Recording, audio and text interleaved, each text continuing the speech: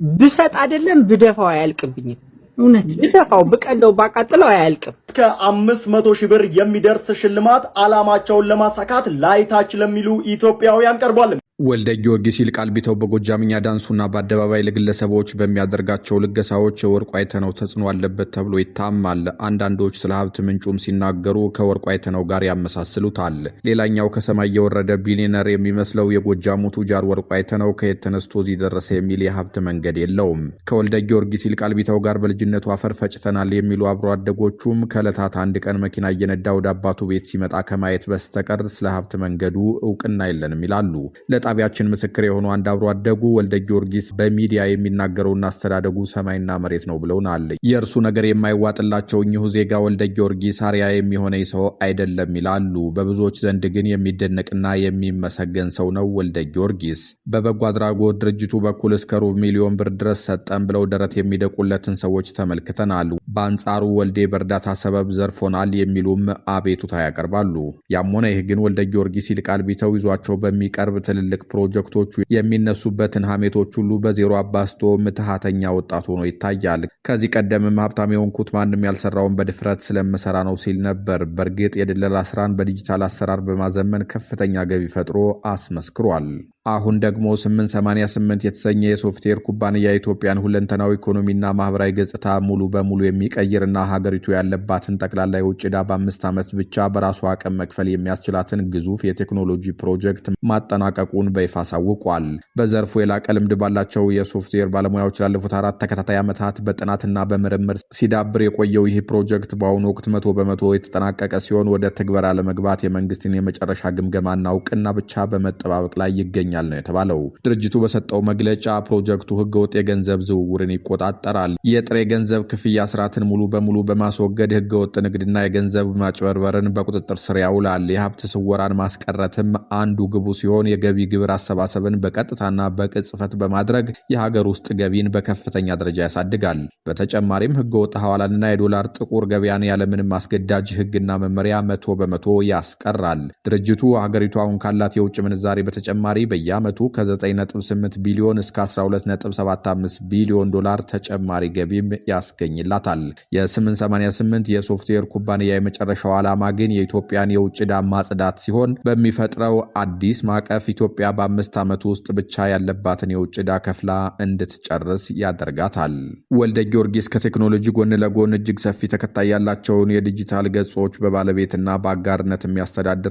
በሚሊዮን የሚቆጠሩ ተከታዮች ያሏቸውን የማህበራዊ ሚዲያ ገጾች በተለይም የጉርሻ ገጽን በመጠቀም ከፍተኛ የማስታወቂያ ገቢም ያመነጫል። በተጨማሪም በአዲስ አበባ ውስጥ ከሚንቀሳቀሱ ግዙፍ የሪል ስቴት አልሚዎች ጋር በመተባበር ከፍተኛ የሽያጭ ኮሚሽንና የማስታወቂያ ክፍያዎችን ያገኛል። ይህ ዘርፍ በኢትዮጵያ በአሁኑ ወቅት በአጭር ጊዜ ውስጥ ከፍተኛ ትርፍ የሚያስገኝ መስክ ነው። በቅርቡ ይፋ ባደረገው መግለጫ መሰረት እሱና ድርጅቱ ከጀርባቸው ከተሰለፉ ግዙፍ ዓለም አቀፍ ባለሀብቶች ጋር ጥብቅ ቁርኝት ያላቸው ሲሆን ፕሮጀክቱን ያለ መንግስት በጀት ለመደገፍ የገቡት የገንዘብ ቃል ኪዳን የእሱን የንግድ አቅምና ተደራዳሪነት ከፍ አድርጎታል። ይሁን እንጂ ወልደ ጊዮርጊስ ይልቃል ቢተው ታሪክ አሁንም ከውዝግብና ጥያቄ አልተላቀቀም። ቢሊየነር ሆኛለሁ፣ የግል ጀትም ገዝቻለሁ በማለት የተናገረው ንግግር በሰሚዎች ዘንድ ሁለት አይነት ስሜት ፈጥሯል። በአንድ በኩል የሀገራቸውን ከፍታ የሚናፍቁ ወገኖች ንግግሩን በተስፋ የተቀበሉ ሲሆን፣ በሌላ በኩል ደግሞ ጉዳዩን በጥንቃቄና በጥርጣሬ የሚመለከቱት ጥቂት አይደሉም። ብዙዎች የእሱን ቢሊየነር መሆንና የግል ጀት መግዛት እንደ ትልቅ የዲጂታል ማርኬቲንግ ስልክ ወይም አቴንሽን ኢኮኖሚ ይወስዱታል። በኢትዮጵያ ነባራዊ ሁኔታ አንድ ወጣት በ4 ዓመታት ውስጥ የግል ጀት ደረጃ እንዴት ሊደርስ ይችላል የሚለው ጥያቄ በፋይናንስ ባለሙያዎች ዘንድ አሁንም ትልቅ ጥርጣሬ አለበት።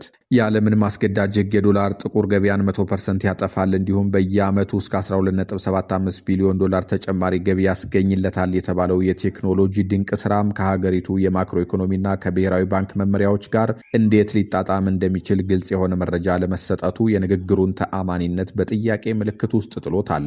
በአጠቃላይ ወልደ ጊዮርጊስ ይልቃል ቢተው ዘመናዊው የዲጂታል ቴክኖሎጂና የማህበራዊ ሚዲያ የፈጠራቸው አዲስ ትውልድ ስራ ፈጣሪዎች ማሳያ ነው። በእውኑ ዓለም ስኬታማ የሶፍትዌር ባለሙያ፣ ሰፊ ተደራሽነት ያላቸው የዲጂታል ገጾች ባለቤትና ከሪል ስቴት ንግድ ጋር የተሳሰረ ጎበዝ የማርኬቲንግ ሰው መሆኑን ቢሆንም በንግግሩ ዓለም ደግሞ ሀገሪቱን ከዕዳ ነጻ የሚያወጣ በቢሊዮን ዶላር የሚቆጠር የቴክኖሎጂ አቅም በእጁ የያዘና የግል ጀት የታጠቀ ባለጸጋ ነው።